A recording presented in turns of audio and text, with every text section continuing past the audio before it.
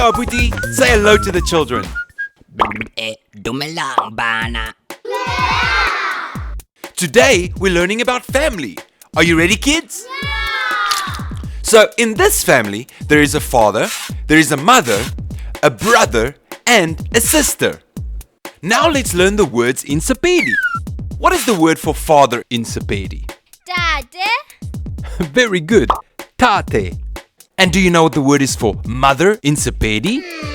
Very good. Ma or me. What is the word for sister in Sepedi? Kaitedi. That's right. Kaitedi. And what is the word for brother in Sepedi? Moare. Very good. Morware. Now in this family, there is also a cat. What is the word for cat in Sepedi? Katsi. Katsi. That's right. Katsi.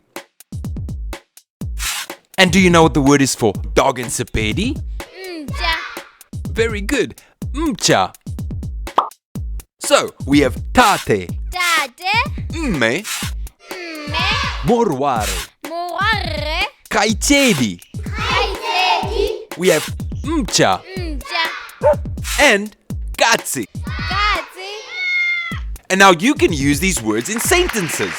Goodbye, Abuti. Goodbye, kids. See you next time.